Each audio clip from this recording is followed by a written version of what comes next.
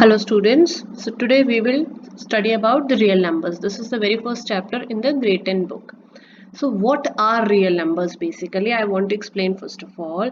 We have been doing number line since junior classes. So we already know that 1, 2, 3, 4, 5, 6.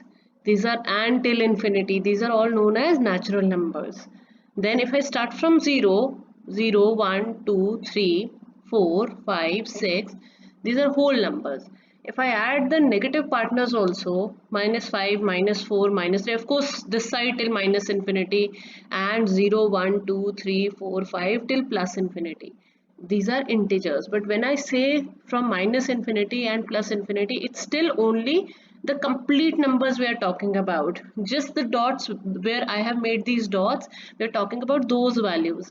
But we have been leaving these spaces on the number line since we started with this concept in the junior classes. So why do we leave spaces in between? Because here we have infinite rationals and irrational numbers. Finite rationals and irrational numbers which all lie in these places in between, and they together ultimately form the set of real numbers.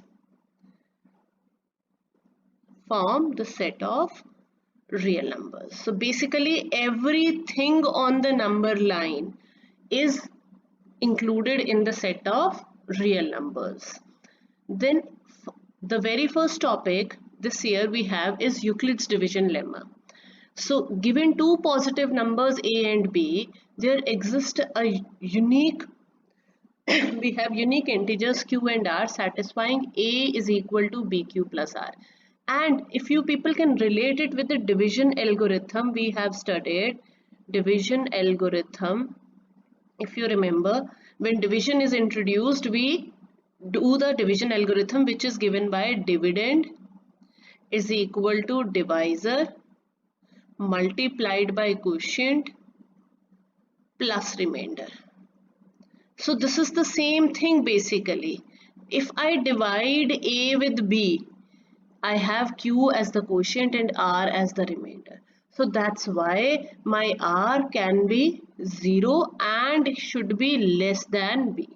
It cannot be equal to b. So r always lies between, the remainder always lies between 0 and the divisor, whatever we are dividing here.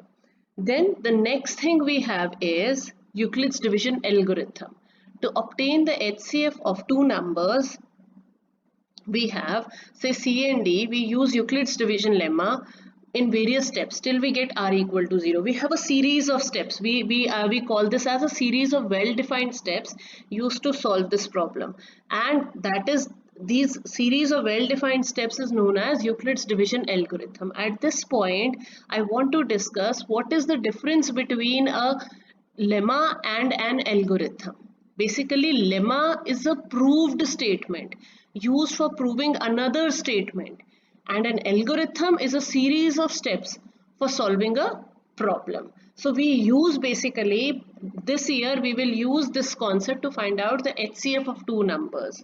So to find out the HCF of two numbers, what we do, we use a series of steps, which is the series of steps is the algorithm, and in these steps what we do, we use basically the Euclid's lemma at every place till we get r equal to 0. We go on and then ultimately the last divisor gives us the HCF. So the first example we will discuss is that find the HCF of 4052 and 12576.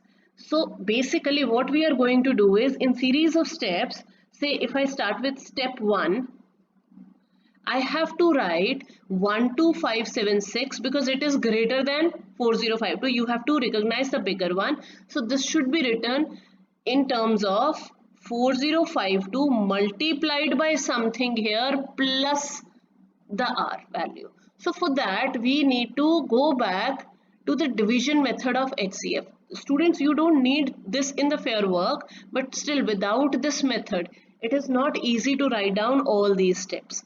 So basically, if you remember, we did a division method to find out HCF in the junior classes. So that is what I'm going to start. So if I divide 12576 with 4052, so my first division, I multiply with the 3 here. So I will get 121576. And my remainder is going to be 420.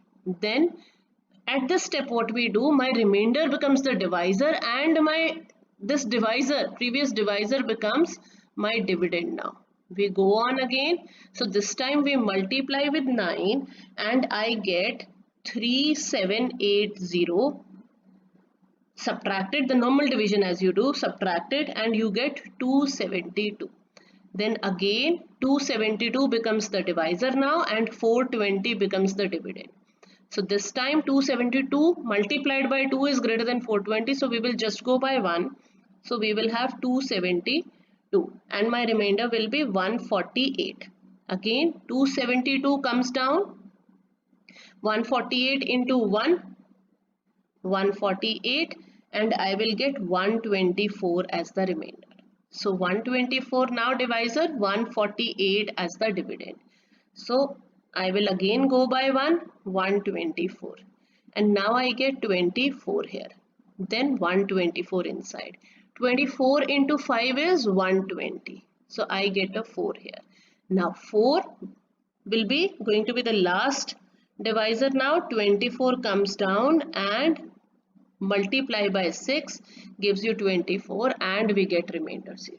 If I just trace these steps here, so 12576 is equal to 4052 multiplied by a 3 plus 420 was the remainder in this step. So multiply by 3 and 420. Then in the next step we have 4052 becomes the dividend now, 420 becomes the divisor, and I multiply with a 9 here, and my remainder comes out to be 272. Now 420 becomes the dividend, so 272 becomes the divisor, 272 multiplied by 1, and what is my remainder here? 148. So 148 here. Then 272 is equal to 148 multiplied by 1 plus my remainder was 124. Then 148 is equal to 124 multiplied by 1 plus I will get 24 as the remainder.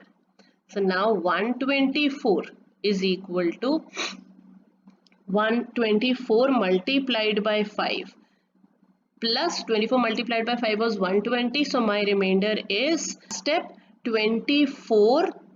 When you divide by 4, so we get multiply by 6 plus 0. So this is the step, and my last divisor, remember students, we usually make a mistake here, we take 6 as the HCF. The last divisor, the highest common factor, or we also call HCF as GCD, the greatest common divisor. So the last divisor is the HCF, or we also use the term GCD here. So 4 is the HCF of 4052 and 12576.